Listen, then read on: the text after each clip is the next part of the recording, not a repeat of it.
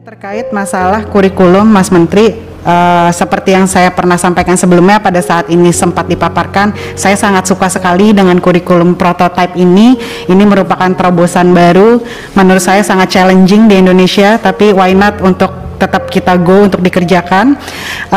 Namun di satu sisi tentu saya memiliki kekhawatiran gitu ya, walaupun tentu kurikulum ini memiliki tujuan yang bagus yang memang sudah terbukti gitu mampu menghadapi learning loss di masa pandemik ini.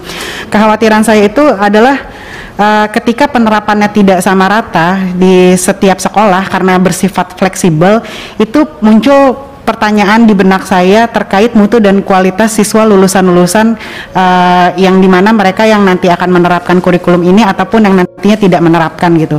Bagaimana caranya kita dapat menjaga agar siswa dari berbagai sekolah itu dengan berbagai kesiapannya, berbagai sumber dayanya, lingkungan dan juga sebagainya memiliki kualitas lulusan yang memang sepadan apabila kurikulum yang diterapkan ini nantinya akan berbeda-beda. Nah, begitu juga nanti bagaimana dengan situasi yang ditimbulkan ketika tiba saatnya, pada saat nantinya mereka menghadapi proses penerimaan mahasiswa baru di tingkat pendidikan tinggi. Nah, bagaimana cara agar tercipta persaingan yang fair gitu ya di antara siswa-siswi ini apabila kurikulum yang mereka tempuh selama masa sekolah itu berbeda-beda. Hanya itu kekhawatiran saya. Di luar daripada itu, saya sangat suka sekali dengan konsep kurikulum prototype ini karena di sini memang benar-benar siswa-siswi kita di open gitu ya, minat dan bakatnya tuh dibuka gitu untuk mereka, yang which is sangat bagus sekali gitu. Iya, terima kasih dari tadi beberapa komen mengenai kurikulum prototipe. Terima kasih sekali kepada semua Komisi 10 yang sangat mendukung arah perubahan ini, dan tentunya sangat lega bahwa kita akan melakukan sebagai bagian daripada learning recovery, kembali pulih daripada learning loss yang cukup gawat darurat sampai sekarang ini. Kita tidak akan melakukan pemaksaan apapun dalam bentuk kurikulum. Ini semua akan siap sekolah yang ingin atau punya kemauan untuk mencoba kurikulum baru ataupun masih berdiri dengan kurikulum yang sekarang, itu adalah opsinya sekolah. Jadi tidak perlu lagi ada kekhawatiran mengenai kurikulum dipaksakan, ya, perubahan kurikulum dipaksakan, seperti yang saya sudah bicarakan kepada Komisi 10 di acara kami di Bali, bahwa karena ini masa pemulihan, itu temanya adalah tidak perlu khawatir karena ini semua keputusan masing-masing sekolah untuk mengadaptasi dirinya untuk mencoba kurikulum yang baru apa tidak, sehingga kita akan melakukan secara bertahap, secara tenang, dan dengan kemerdekaan full sekolah tanpa paksaan. Jadi itu kabar yang sangat gembira, dan Komisi 10 terima kasih sudah mendukung strategi itu untuk kurikulum kita, terutama kurikulum prototipe. Melalui pimpinan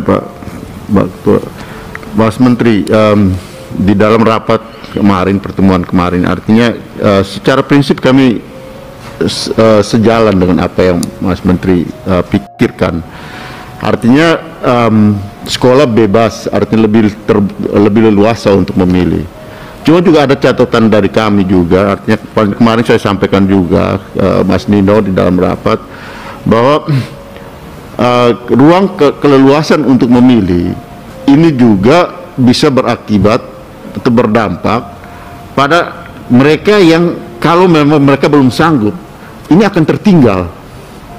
Jadi harus ada juga endorse supaya jangan sampai yang tidak, ya, belum siap atau merasa belum mampu, kemudian ya dia juga karena bebas memilih, ya kami belum sanggup, ini akan terjadi gap yang makin besar antara yang mampu dan yang tidak mampu. Saya perhatikan betul kemarin, memang banyak sekolah-sekolah, terutama ya sekolah-sekolah favorit, sekolah-sekolah yang memang banyak juga yang sudah melakukan pola seperti itu yang kemarin di endorse. Okay. Cuma banyak yang pasti belum siap. Kalau mereka juga diberikan hanya ya bebas memilih, bisa jadi mereka akan makin ketertinggal gitu. Oke, Pak. Jadi harus ada treatment juga supaya ini masih sama. Ya. Tapi kabar gembiranya, Pak, kabar gembiranya adalah kurikulum